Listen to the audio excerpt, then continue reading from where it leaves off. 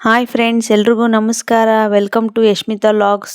ಎಲ್ಲರೂ ಹೇಗಿದ್ದೀರಾ? ಚೆನ್ನಾಗಿದ್ದೀರಾ ಅಂತ ಅಂದ್ಕೊಂಡಿದ್ದೀನಿ. ವಿಡಿಯೋನ ಸ್ಕಿಪ್ ಮಾಡದೆ ಕೊನೆವರೆಗೂ ನೋಡಿ. ಸಬ್ಸ್ಕ್ರೈಬ್ ಮಾಡೋದನ್ನು ಮರಿಬೇಡಿ. ಯಾರ್ಯಾರು ಸಬ್ಸ್ಕ್ರೈಬ್ ಮಾಡಿಲ್ವೋ ಅವರೆಲ್ಲ ಇವಾಗಲೇ ಸಬ್ಸ್ಕ್ರೈಬ್ ಮಾಡ್ಕೊಳ್ಳಿ. ನಾನಿವತ್ತು ಮಾಡಿ ತೋರಿಸ್ತಿರೋಂಥ ರೆಸಿಪಿ ಪಕ್ಕ ಹಳ್ಳಿ ಸ್ಟೈಲಿನ ನುಗ್ಗೆ ಸೊಪ್ಪು ತೊಗರಿಬೇಳೆಯ ಉದಕ ಮುದ್ದೆ. ಬನ್ನಿ ಹೇಗೆ ಮಾಡೋದು ಅಂತ ನೋಡೋಣ.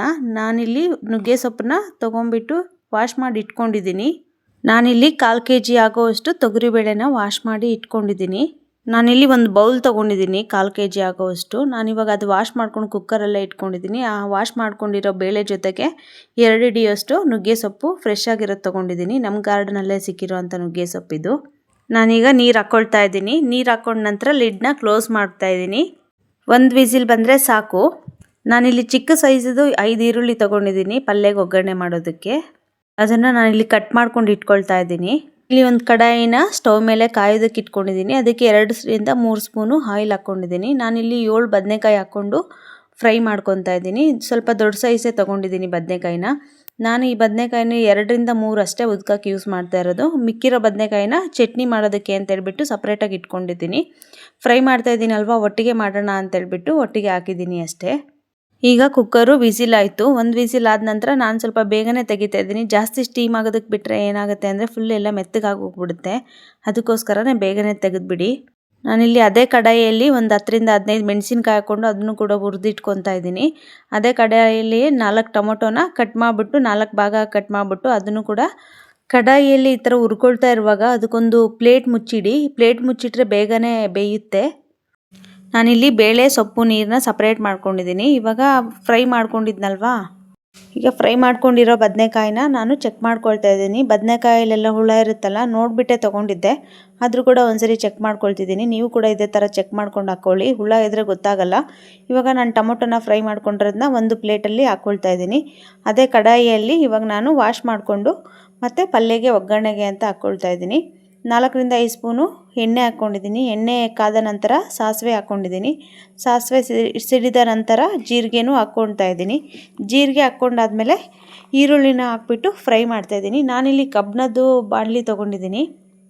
ಕೆಲವೊಬ್ರು ಇದನ್ನು ಬಾಣಲಿ ಅಂತಲೂ ಕರೀತಾರೆ, ಕೆಲವೊಬ್ರು ಕಡಾಯಿ ಅಂತಲೂ ಕರೀತಾರೆ. ನಾನು ಎರಡನ್ನೂ ಯೂಸ್ ಮಾಡ್ತೀನಿ. ಈಗ ಈರುಳ್ಳಿ ಫ್ರೈ ಆದಮೇಲೆ ನಾನಿವಾಗ ಮೆಣಸಿನ್ಕಾಯಿ ಹಾಕ್ಕೊಳ್ತಾ ಇದ್ದೀನಿ. 4 ರಿಂದ 5 ಮೆಣಸಿನ್ಕಾಯಿ ತೊಗೊಂಡಿದ್ದೀನಿ. ನಾನು ತೊಗೊಂಡಿರೋ ಮೆಣಸಿನ್ಕಾಯಿ ಖಾರ ಜಾಸ್ತಿ ಇದೆ, ಹಾಗಾಗಿ ನಾನು 4 ರಿಂದ 5 ತೊಗೊಂಡಿದ್ದೀನಿ. ಖಾರ ಕಡಿಮೆ ಇದ್ದರೆ ನೀವು ಒಂದು 10 ರಿಂದ 12 ತೊಗೊಬೋದು. ನಾನು ಹೇಳ್ತಿರೋ ಕ್ವಾಂಟಿಟಿಯಲ್ಲಿ 5-6 ಜನಕ್ಕೆ ಆಗೋವಷ್ಟು ಕ್ವಾಂಟಿಟಿ ನಾನು ತೊಗೊಂಡಿರೋದು. ರುಚಿಗೆ ತಕ್ಕಷ್ಟು ಉಪ್ಪು ಹಾಕ್ಕೊಂಡಿದ್ದೀನಿ ನಾನೀಗ. ನಂತರ ಅರಿಶಿನ ಪುಡಿ ಹಾಕ್ಕೊಂಡಿದ್ದೀನಿ ಒಂದು 1/4 ಟೇಬಲ್ ಸ್ಪೂನು. ನಂತರ ಒಂದು 1/2 ಟೇಬಲ್ ಸ್ಪೂನು ಸಾಂಬಾರು ಪುಡಿ ಕೂಡ ಹಾಕ್ಕೊಂಡಿದ್ದೀನಿ.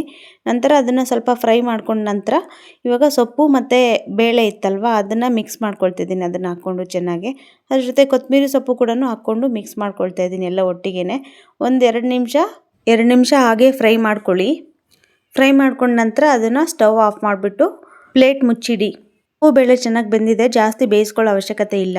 ಇವಾಗ ಉದ್ಕಕ್ಕೆ ಬೇಕಾಗಿರೋ ಇಂಗ್ರೀಡಿಯೆಂಟ್ಸ್ನ ನೋಡೋಣ ಬನ್ನಿ. 1 ಗಡ್ಡೆ ಬೆಳ್ಳುಳ್ಳಿ, ಕೊತ್ತಂಬರಿ ಸೊಪ್ಪು, ಮೆಣಸಿನಕಾಯಿ, ಹುರಿದು ಸಿಪ್ಪೆ ತೆಗೆದು ಇಟ್ಕೊಂಡಿರೋ ಬದನೆಕಾಯಿ 2 ತೊಗೊಂಡಿದ್ದೀನಿ, ಟೊಮೊಟೊ 2 ತೊಗೊಂಡಿದ್ದೀನಿ, ರುಚಿಗೆ ತಕ್ಕಷ್ಟು ಉಪ್ಪು. ಈಗ ಹೇಗೆ ಮಾಡೋದು ಅಂತ ನೋಡೋಣ ಬನ್ನಿ. ನಾನಿಲ್ಲಿ ಕುಟಾಣಿಯಲ್ಲಿ ಹಾಕ್ಕೊಂಡು ಜಜ್ಕೊತಾ ಇದ್ದೀನಿ. ಕೆಲವೊಬ್ಬರೆಲ್ಲ ಮಿಕ್ಸಿಗೆ ಹಾಕ್ತಾರೆ, ನನಗದು ಇಷ್ಟ ಆಗಲ್ಲ.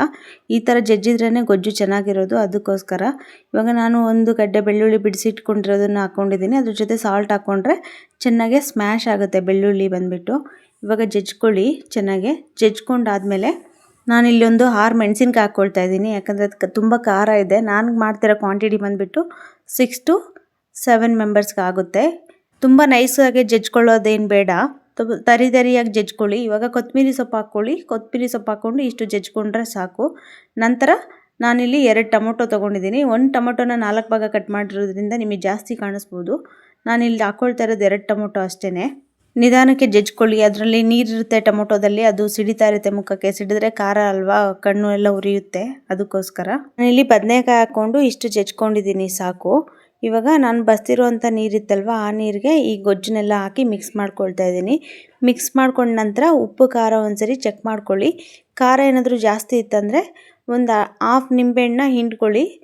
ಮತ್ತು ಉಪ್ಪು ಕಡಿಮೆ ಇತ್ತಂದರೆ ಉಪ್ಪನ್ನು ಸೇರಿಸ್ಕೊಳ್ಳಿ ಅದ್ರ ಜೊತೆಗೆ. ರುಚಿ ಮಾತ್ರ ತುಂಬ ಅದ್ಭುತವಾಗಿರುತ್ತೆ. ನೀವು ಕೂಡ ಒಂದ್ಸರಿ ಟ್ರೈ ಮಾಡಿ, ನಿಮಗೂ ಕೂಡ ಇಷ್ಟ ಆಗುತ್ತೆ. ರೈಸ್ಗೆ, ಮುದ್ದೆಗೆ ತುಂಬ ಚೆನ್ನಾಗಿರುತ್ತೆ. ದಾವಣಗೆರೆ ಸೈಡ್ ಅವ್ರಿಗಂದರೆ ಉದ್ಕ ಮುದ್ದೆ ಅಂದರೆ ತುಂಬ ಇಷ್ಟ, ಎಲ್ರಿಗೂ ಇಷ್ಟ ಆಗುತ್ತೆ. ನೀವು ಕೂಡ ಒಂದ್ಸರಿ ಟ್ರೈ ಮಾಡಿ, ತುಂಬ ಚೆನ್ನಾಗಿರುತ್ತೆ. ವಿಡಿಯೋನ ಸ್ಕಿಪ್ ಮಾಡದೆ ಕೊನೆವರೆಗೂ ನೋಡಿದ್ದಕ್ಕೆ ಎಲ್ರಿಗೂ ಧನ್ಯವಾದಗಳು. ಲೈಕ್ ಮಾಡಿ, ಶೇರ್ ಮಾಡಿ, ಕಮೆಂಟ್ ಮಾಡಿ, ಸಬ್ಸ್ಕ್ರೈಬ್ ಮಾಡೋದನ್ನು ಮರಿಬೇಡಿ. Thanks for watching.